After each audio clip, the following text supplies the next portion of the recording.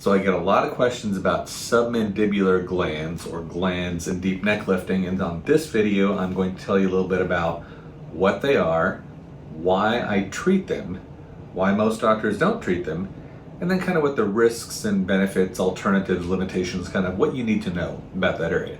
So first, let's talk about what exactly is a deep neck lift. So come on over here. This gentleman had liposuction twice before he came to see me, and when you have liposuction, all they can treat is the layer of fat outside the platysma muscle, which is this gray stripe right here. So with liposuction, he got the best possible result that you could possibly expect, and that is that diagonal line right where the platysma sits. And so that's not super impressive. That's not even a bowed line. There we go. It's not super impressive. What a deep neck lift is going deep to the platysma muscle and sculpting out this section. And in the center of the neck, this section is fat. And it's pretty easy actually to go sculpt that.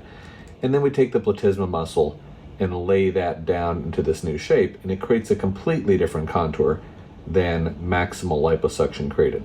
Now, in all fairness and full disclosure, he also had a small chin implant. His original chin wasn't set quite as far forward, so I built his chin forward a little bit as a part of this.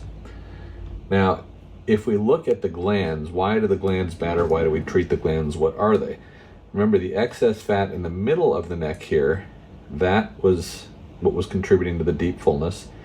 But when we have excess fullness out on the sides of the neck out here, that is when these glands, the submandibular salivary glands, have grown or are genetically just big, and they're so big that they escape the confines of this pocket right here, and they start bulging out below the jawline, kind of like this.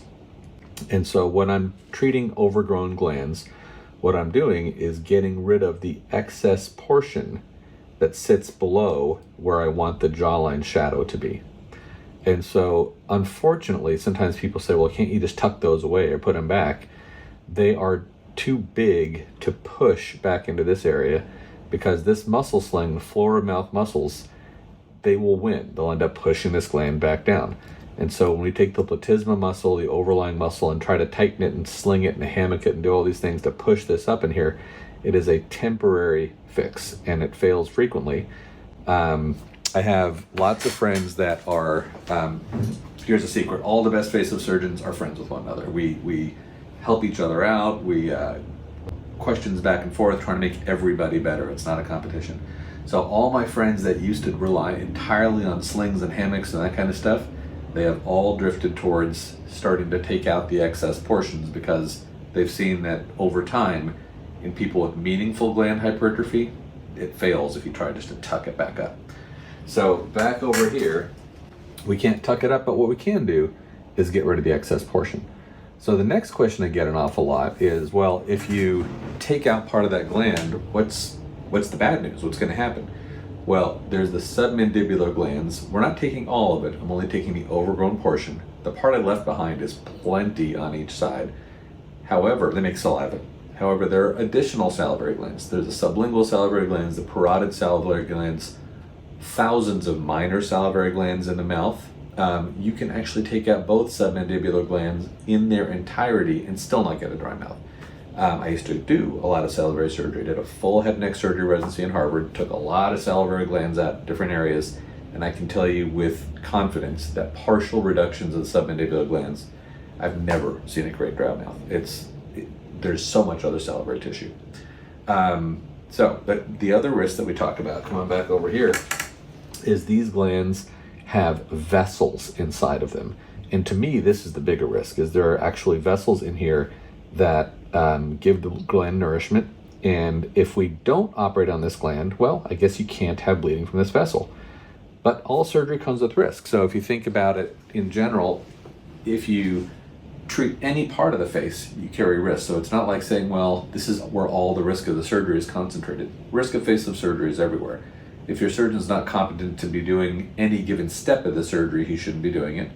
And similarly, if they are competent to do it and to do it safely, well, then that's reasonable. So I'm going to warn you, what I'm going to show you next is a little graphic. It's a surgical clip of taking this gland out. or taking the excess out. And I use a very high-tech device to do it. This device cost me about $600 per patient to use it, but it seals these vessels so well, I've never seen a bleed afterwards. So let me show you what this looks like. And again, warning, it's graphic.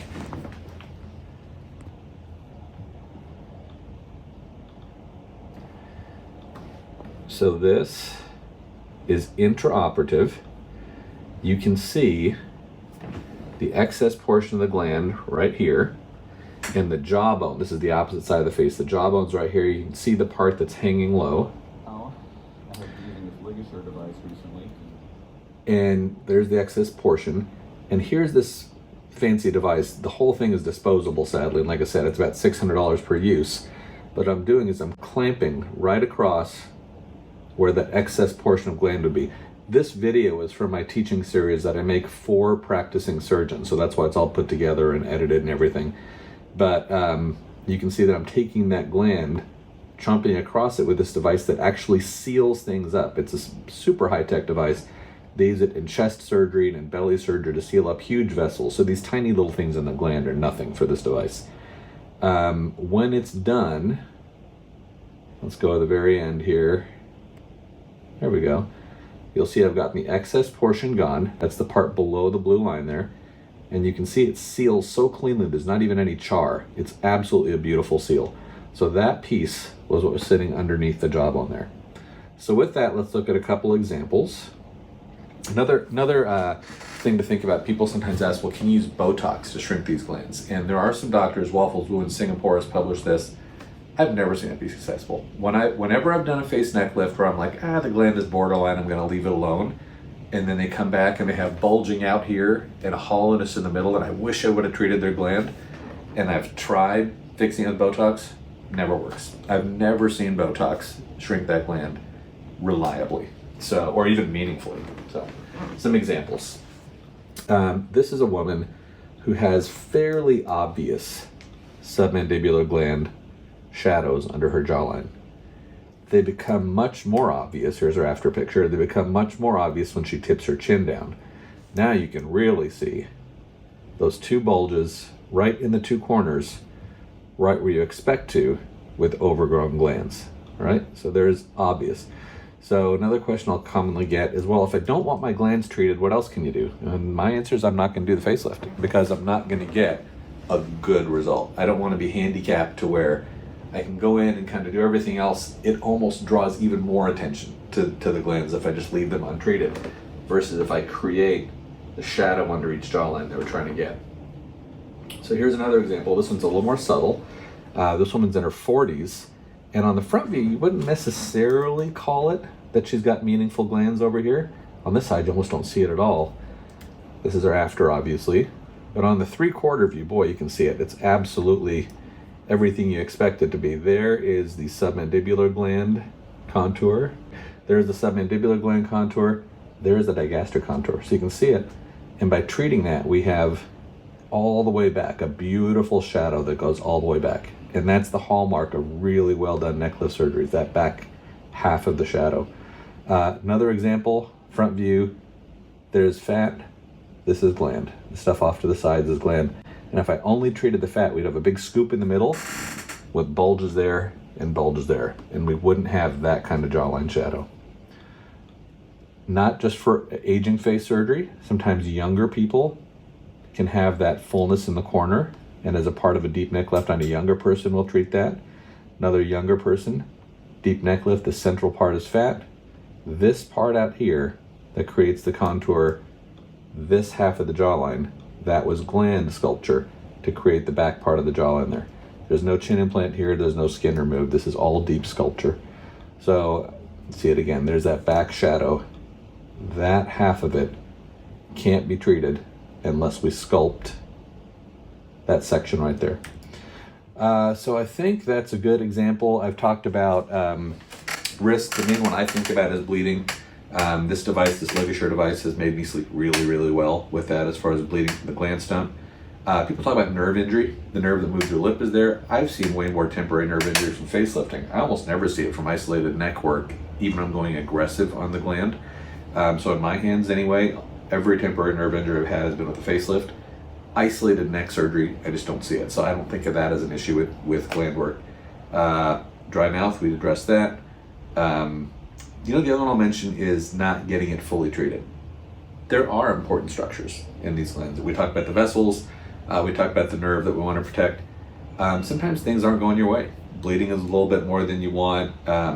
There's a little fullness way far in the back that you wish you could get, but the lip is jumping around when you're working in that area, and you have to kind of make a decision. We've done a great job. Things are 80% better.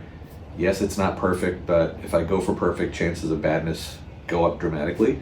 And this is real life, and this is real surgery, and we can't always carve away or sculpt away or tighten everything that we want to. And obviously 3 months later, 6 months later, when people are not totally happy with it, they're like, well, why didn't you just fix it and do that last little part? I promise you, we are wringing our hands and sweating and doing our absolute best during surgery, but sometimes you can't do every little piece you want. So the other thing I'll talk about as far as risks of this, we talked about bleeding, I'm not so worried about it anymore. Dry mouth, I don't worry about that at all. Nerve injury, I think of that more with face lifting than I do with neck lifting. Imperfect result. And that's not even a risk. Everyone's somewhat imperfect. If you look at any one of my results and look at them from enough angles and real scrutinizing, you'll see them. So I hope that was helpful. Again, I wouldn't do neck surgery if I didn't have permission to treat the glands if necessary, because the last thing I want to do is turn out a beautiful face neck with 2 bulges that are unmasked by doing all the rest of it. I hope you found this information helpful. If you did, hit that subscribe button and turn on the notification bell icon so you can see my future content.